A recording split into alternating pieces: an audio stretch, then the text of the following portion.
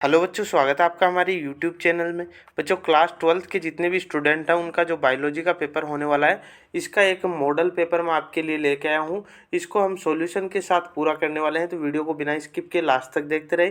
Channel पे नए हो तो चैनल को सब्सक्राइब जरूर कर ले, क्योंकि आपके जितने भी बचे हुए पेपर हैं वो सारे आपको इस चैनल पर मिलते रहेंगे। इसके साथ ही जो आपका पेपर पैटर्न है वो इसी टाइप का आने वाला है, जिस तरह का इस पेपर में दिखाया गया है उसी तरह के आपके क्वेश्चन आने वाले हैं। कुछ क्वेश्चंस इसमें से भी रिपीट हो सकते हैं, क्योंकि पीछे जो पेपर हुए हैं तो उनमें कईयों में क्वेश्चन रिपीट हुए हैं, तो इनको आप अच्छी तरीके से तैयार कर लेना। इसमें देखो, आपका जो सेक्शन ए आने वाला है, खंड ए, इसमें आपके एबेसिडर वाले क्वेश्चन है। तो इसमें आप देख सकते हो, पहला जो क्वेश्चन है, विषम परिस्थितियों में अमीबा पुटीकृत कौन सी प्रक्रिया का बीजाणु अमीभाव उत्पन्न करता है। तो इसमें देखो कौन सी प्रक्रिया आपकी द्विखंडन है।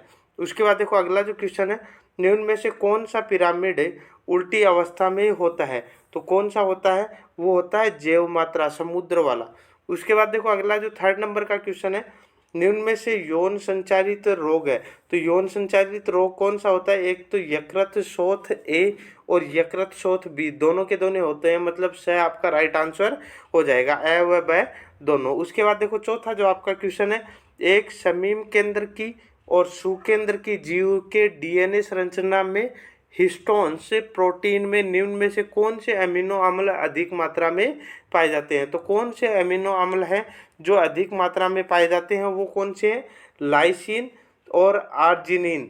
उसके बाद देखो अगला जो क्वेश्चन आपका 5th नंबर का, निम्न में से कौन सा पदार्थ पादप उत्पाद विभ्रम उत्पन्न नहीं करता।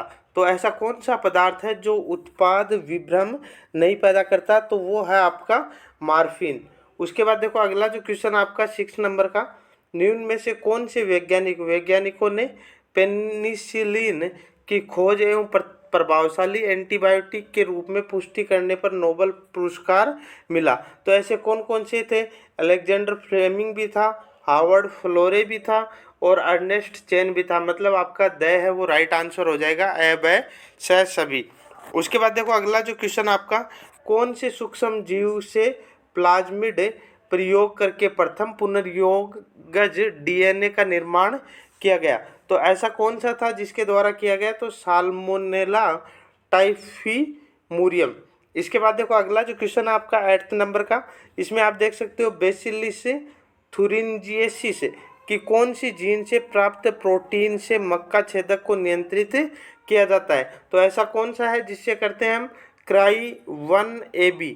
उसके बाद देखो अगला जो क्वेश्चन आपका 9 नंबर का, वर्ष 1992 में जैव विविधता पर ऐतिहासिक पृथ्वी सम्मेलन कहाँ हुआ था। तो वो पृथ्वी सम्मेलन हुआ था रियो डी जेनेरियो के अंदर। उसके बाद देखो आपका जो 2nd नंबर का क्वेश्चन आने वाला है, इसमें आपको रिक्त स्थानों की पूर्ति करनी है। तो इसमें देखो आपका पहला जो दिया हुआ है, खालिस्तान में पुष्प रंग की वंशागति खालिस्तान प्रभाविकता को दर्शाता है।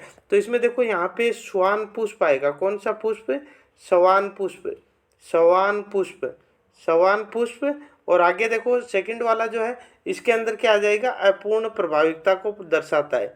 ठीक है ना। देखो स्वान पुष्प में पुष्प रंग की वंशागति अपूर्ण प्रभाविकता को दर्शाता है।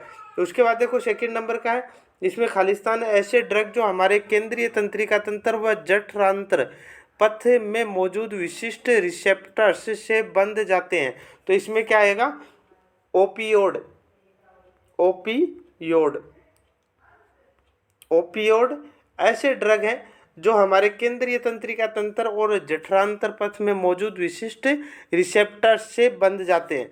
उसके बाद देखो 3rd नंबर का है, ओजोन अवक्षय के हानिकारक प्रभाव को देखते हुए सन 1987 में एक अंतर्राष्ट्रीय संधि पारित की गई जिसे खालिस्तान कहा जाता है। तो वो कौन सी संधि थी, जिसका नाम क्या है, तो वो थी Montreal protocol, Montreal protocol, Montreal protocol, Montreal protocol. उसके बाद देखो अगला जो क्वेश्चन आपका, स्टैनफोर्ड ने पारिस्थितिकीविद पॉल एयरलिख द्वारा खालिस्तान परिकल्पना प्रस्तुत की गई। तो कौन सी परिकल्पना थी वो, रिवेट, रिवेट पोपट, रिवेट पॉपर। उसके बाद देखो अगला जो 3rd नंबर का जो क्वेश्चन है, इसमें आपके अति लघुत्रात्मक प्रश्न है, तो इनके आंसर आपको देने हैं। तो इसमें देखो आपका जो पहला क्वेश्चन है, ऐसे दो जीवों के नाम लिखो जो जिनमें बाह्य निषेचन होता है। बाह्य निषेचन किस किस में होता है? तो एक तो क्या आपका मेंढक है, मेंढक और मछली, दोनों में क्या होता है? बाह्य निषेचन होता है, मेंढक और मछली। उसके बाद देखो अगला जो क्वेश्चन आपका 2nd नंबर का, ZIFT और ICSI का पूरा नाम आपको लिखना है। तो ZIFT का क्या नाम होता है? Zygote, ZYGOT, zygote intra fallopian, FALLOPIN,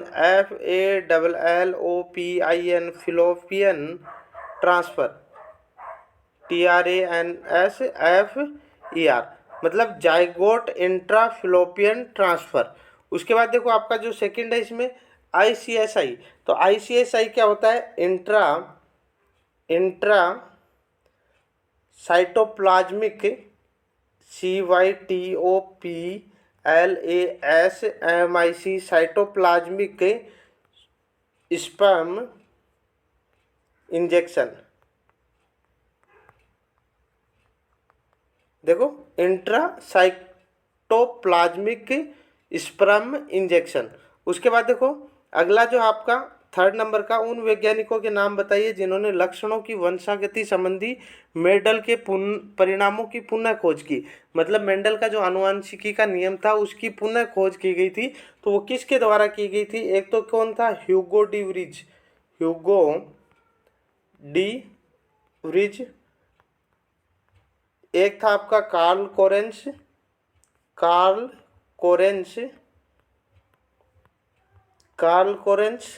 और एक था आपका एरिच शेरमोक।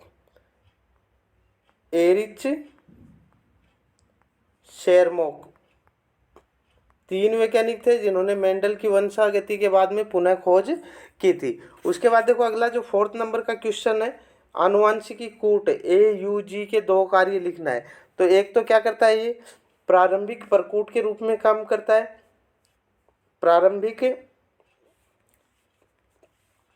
प्रारंभिक प्रकूट के रूप में काम करता है, प्रारंभिक प्रकूट के रूप में। और दूसरा क्या है? ये मिथियोनिन का कूट लेखन भी करता है, मिथियोनिन का कूट लेखन भी करता है। देखो एक तो क्या है? प्रारंभिक प्रकूट के रूप में काम करता है और मिथियोनिन का कूट लेखन भी करता है। उसके बाद देखो मुक्त जीवी व सहजीवी सूक्ष्म जीवों के 2 उदाहरण आपको लिखने हैं। तो मुक्त जीवी की हम बात करें तो इसमें देखो एक तो क्या होता है? एजोटोबैक्टर,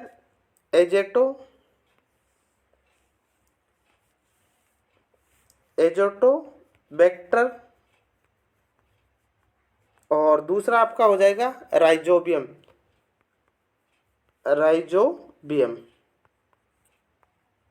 क्या क्या हो जाएगा? एजोटोबैक्टर और राइजोबियम। और उसके बाद देखो सहजीवी की हम बात करें तो सहजीवी कौन कौन से हैं? सहजीवी में देखो एजोस्पिरिलम,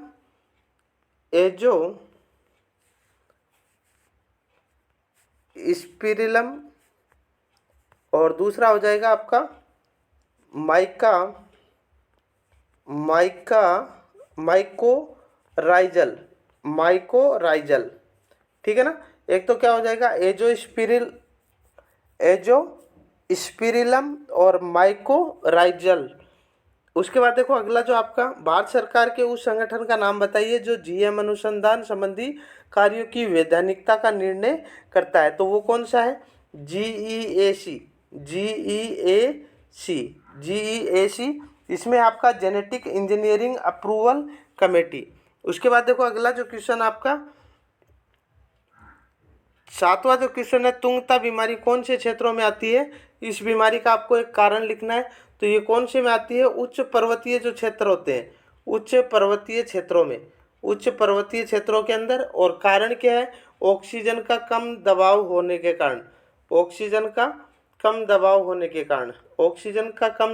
के कारण, उच्च पर्वतीय क्षेत्रों में तुंगता बीमारी होती है। उसके बाद देखो बायोमैग्नीफिकेशन की परिभाषा आपको देनी है। तो देखो इसमें क्या होता है? विभिन्न साधनों द्वारा हानिप्रद रसायनों का हमारी आहार श्रृंखला में प्रवेश करना तथा हमारे शरीर में सांद्रित होने की प्रक्रिया को जैव आवर्धन या बायोमैग्निफिकेशन कहते हैं। मतलब बायोमैग्निफिकेशन की जो परिभाषा है वो क्या है, विभिन्न साधनों द्वारा हानिप्रद रसायनों का हमारी आहार श्रृंखला में प्रवेश करना तथा हमारे शरीर में सांद्रित होने की प्रक्रिया को जैव आवर्धन या बायोमैग्निफिकेशन कहते हैं। इस तरह से आपके जो सेक्शन ए आने वाला है उसमें आपके छोटे छोटे एक एक नंबर के क्वेश्चन आने वाले हैं। इसके बाद बी सेक्शन की हम बात करें तो इसमें देखो आपका जो 4th नंबर का क्वेश्चन है, शुक्र जनन व अंड जनन का आरेखीय चित्रण करना है, पुरुष की सहायक नलिकाओं के नाम व कार्य लिखने, मेंडलीय विकारों के कोई 3 उदाहरण लिखते हुए किसी एक पर संक्षिप्त टिप्पणी लिखनी है, स्वतंत्र अपीवन के नियम को पनेट वर्ग बनाकर समझाइए, अपसारी विकास व अभिसारी विकास में अंतर स्पष्ट करना है, मानव के उद्भव व विकास पर संक्षिप्त टिप्पणी लिखनी है,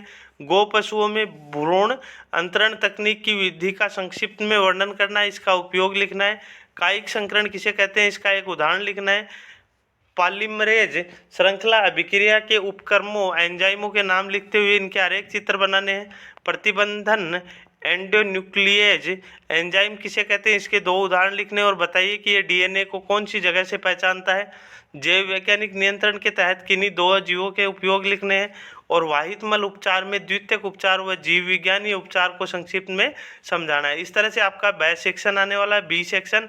उसके बाद देखो जो सी सेक्शन आएगा इसमें देखो आपके 3 नंबर के क्वेश्चन है, सहज प्रतिरक्षा किसे कहते हैं, इस प्रतिरक्षा के कितने प्रकार के रोध होते हैं समझाना है। उसके बाद देखो 17 में निम्नलिखित की परिभाषा करते हुए एक एक उदाहरण देने हैं, सहोपकारिता, उसके बाद सजीव पर्जक पादक और आत्पोद्भिद।